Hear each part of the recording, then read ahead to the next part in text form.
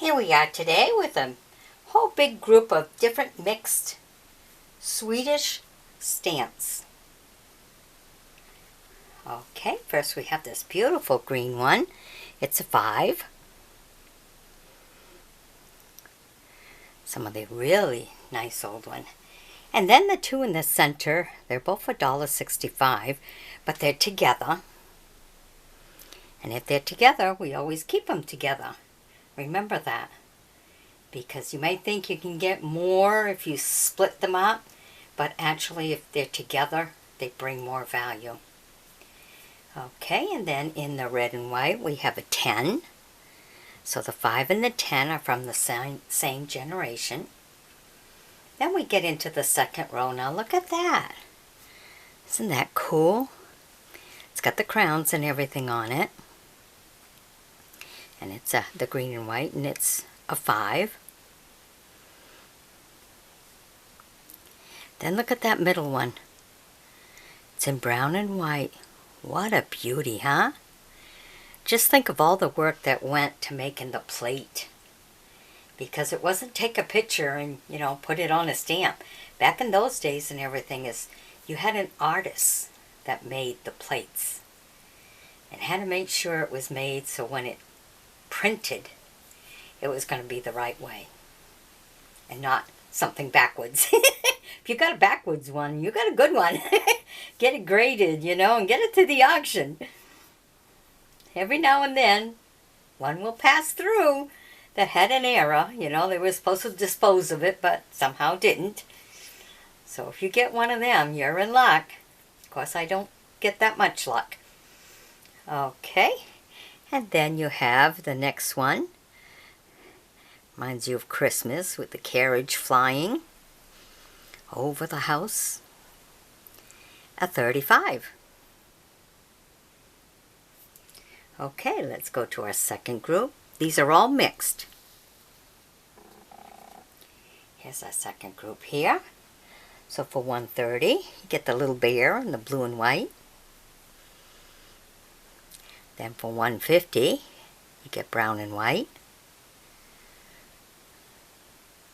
Then go down to the second row, you have a 1, KR, look at that, just a working.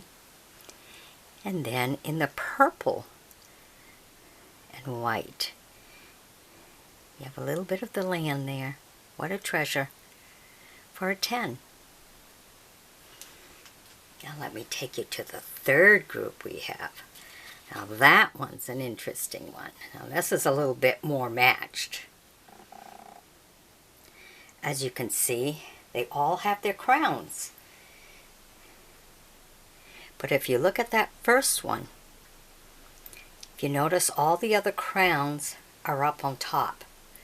But this 5 in the green and white, the crown's down at the corner, bottom. Then I think they decided those crowns need to be on top. They're special. So in the 10 for the purple, the crowns are on top. Then in the second row for the brown and white, 15, crowns on top.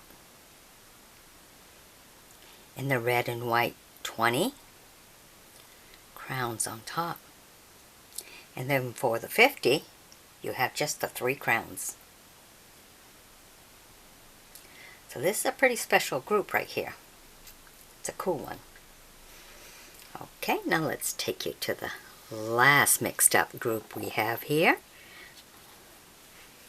Look at that. So we have a more modern one there.